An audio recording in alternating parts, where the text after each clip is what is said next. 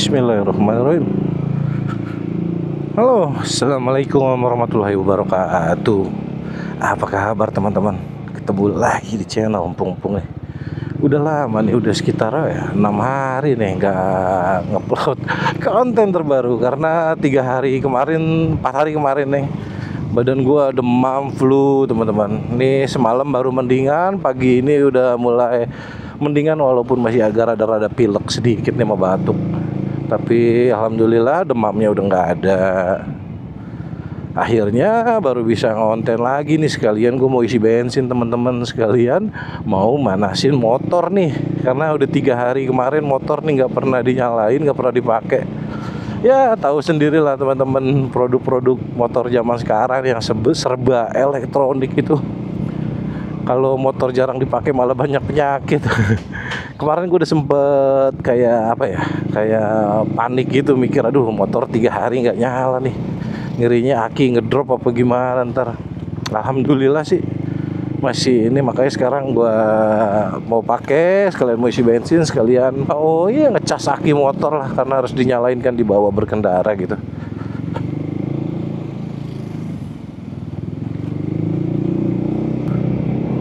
Sama sedikit tips juga dari gue nih teman-teman, motor gue ini tuh yang bluetooth di motornya itu gue matiin, gue offin teman-teman, biar nggak on terus gitu. Sama kalau motor gue matiin itu selalu dari remote keylessnya itu gue matiin gitu, biar nggak connect ke motornya. Ya itu nggak tahu ya, belum ada data ilmiahnya sih, cuman itu menurut gue tuh bisa ngirit aki biar nggak cepet tekor atau ngedrop gitu teman-teman.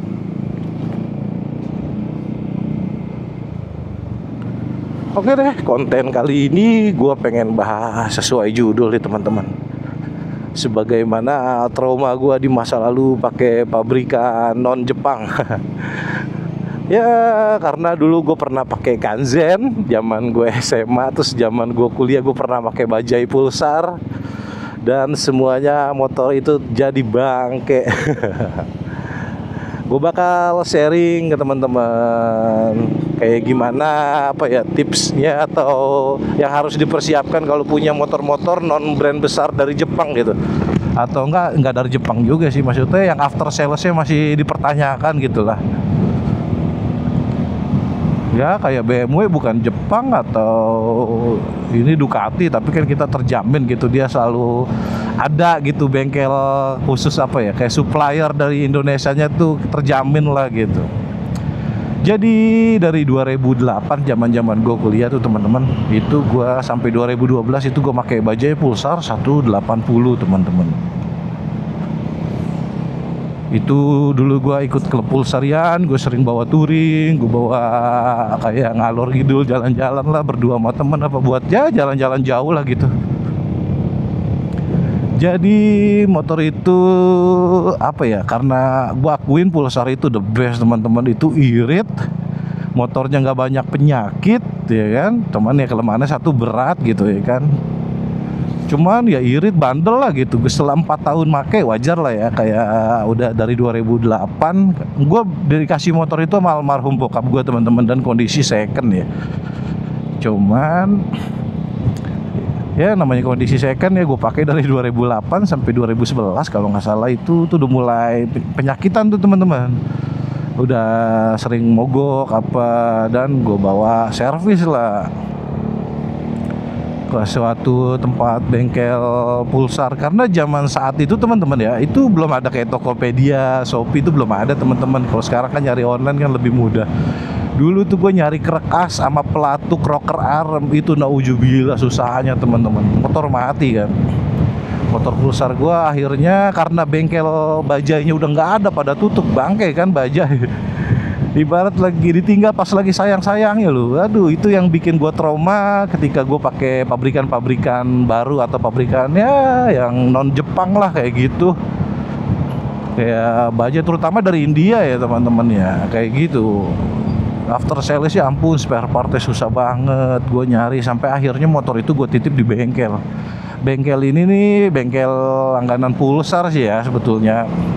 Dulu bengkelnya ada di Pasar Bengkok tuh dia. Ya namanya Mas Tri. Apa kabar Mas Tri? Gimana motor gue masih ada apa enggak? Ya gue punya kejadian gak enak saat itu teman-teman, karena gue taruh di bengkel itu motor gue.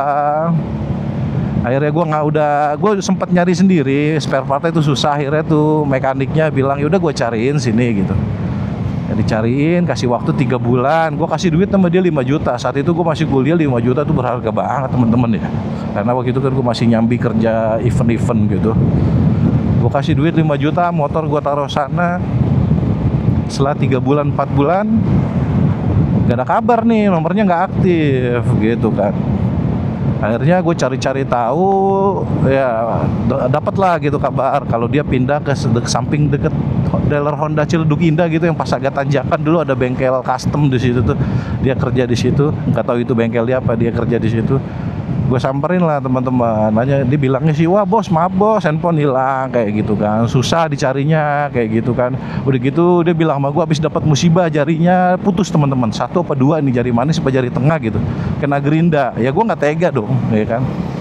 Akhirnya dia minta kasih waktu 6 bulan. Akhirnya gue lupa juga dengan gue kuliah dengan lain-lain, hampir setahun itu teman-teman. Sampai setahun gue ke situ, ternyata dia udah nggak kerja di situ teman-teman. Gue coba tanya-tanya kayak gini, udah lost kontak gitu ya kan. Dan gue juga nggak tahu itu motor Pulsar gue tuh ada di mana terakhir. Dia udah lost kontak juga sama gue udah lost kontak sama dia. Pulsar gue juga udah nggak tahu di mana, dan duit gue hilang 5 juta gitu aja. Ya udahlah gue ikhlasin gitu ya kan. Ya itulah pengalamannya. Tapi gue konten poinnya itu bukan karena mekanik itu teman-teman ya, tapi karena susahnya spare part. Nah kalau seandainya saat itu spare part gue cari itu gampang, ya mungkin langsung dikerjain juga sama dia gitu ya kan. Kita nggak tahu ya, mungkin karena nggak dikerjain sama dia karena susah spare partnya, akhirnya dia kena musibah, akhirnya duitnya kepake dulu duit gue ya kan. Kita nggak tahu juga gitu. Ya gitulah poinnya, itu spare partnya susah. Dan dulu gue juga punya Kanzen teman-teman, dan hampir sama, setelah 2 tahun make banyak yang rusak. Ya nyari spare partnya susah ya kan. Bengkel, kalau kita ada bengkel yang resminya kan enak, kita tinggal taruh situ, terjamin pasti. Kalau gitu, kalau nggak ada bengkel resmi susah gitu. Kita isi bensin dulu teman-teman ya.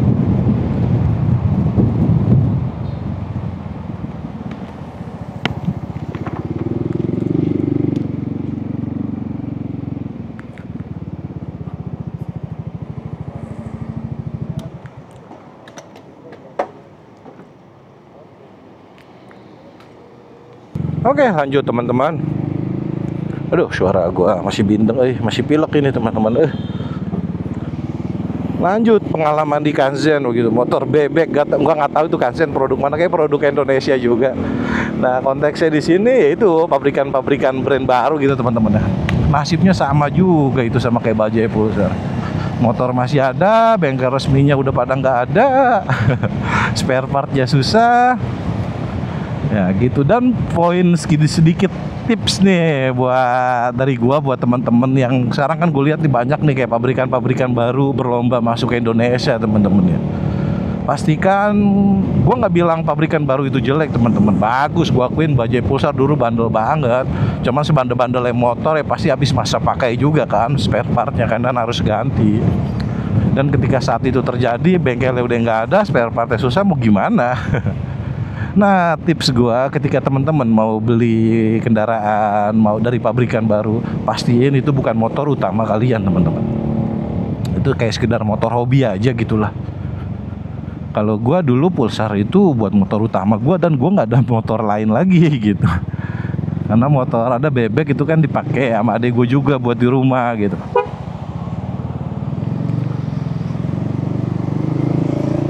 Nah itu tips yang pertama, pastiin itu bukan motor utama kalian, atau kalian punya motor backupan cadangan yang lain gitu.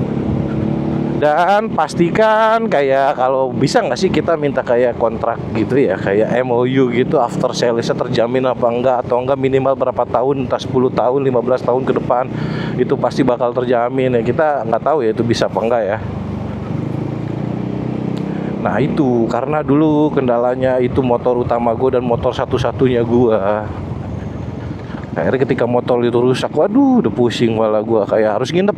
Karena kalau pasti nginep itu lama, 2 bulan, 3 bulan nunggu nunggu spare partnya datang kalau ada gitu, kalau pesen order jauh gitu ya. Dan kalau datang juga harus dibongkar dulu, kerjain. Wah, itu nggak bakal bisa cepet gitu. Jadi kalau kalian mau beli buat motor utama dan motor satu-satunya, gue pastiin ya udahlah mendingan pabrikan yang udah pasti-pasti aja gitu. Gitu, kecuali kalian punya motor 2, 3 ya kan, yang duitnya berkecukupan mau beli motor hobi gitu. Aduh, gua naksir nih CF Moto 4,5, ya silakan kayak gitu. Tapi jangan dijadiin motor utama gitu, teman-teman. Ya gitulah sepenggal kisah gue bersama bajai Pulsar gue, teman-teman. Ya begitulah teman-teman, trauma yang mendalam sampai saat ini. Akhirnya gue kayak dulu sempat sebelum beli ngambil X-Max, gue sempat mau ngambil KTM, cuman karena adanya trauma itu ya kan, trauma yang mendalam itu, ya udahlah gue pasti ambil Honda atau Yamaha lah gitu, yang udah terjamin gitu after sales ya, spare partnya gitu ya kan. Walaupun susah tapi seenggaknya bengkel nih kayak gini, bengkel resminya itu masih banyak gitu, kita bisa taruh gitu, tadi pesenin sama dia ya kan. Tapi kalau bengkel resminya aja udah nggak ada ya, mau gimana gitu. Dan itu juga terjadi kayak kisahnya temen gue tuh yang dulu dia pakai Minerva, teman kuliah gue juga. Akhirnya Minerva cabut, spare partnya susah, akhirnya motornya jadi bangke, udah nggak tahu apa kabar aja itu. Ya paling di kayak ambil part-partnya buat modifan gitu, kayak upside down-nya diambil, dijual ecer lah kayak gitu. Ya gitulah teman-teman, kayak trauma mendalam gua pakai pabrikan-pabrikan baru gitu. Ini disclaimer dulu ya teman-teman, gue nggak menjelekan, penjelasan gue tadi tuh nggak menjelekan satu brand atau bagaimanapun. Ini pure karena pengalaman pribadi teman-teman. Dan gue nggak bilang kalau motor itu jelek ya kan, cuman itu motornya bandel awet ya, cuman karena kalau spare partnya nggak ada mau gimana. Ya begitulah teman-teman, pokoknya segini dulu konten gue, sampai ketemu di konten-konten berikutnya. Semoga bermanfaat ya buat teman-teman ya. Wassalamualaikum warahmatullahi wabarakatuh. Dadah. Sehat-sehat ya teman-teman semua ya, lagi musim sakit nih. Dadah.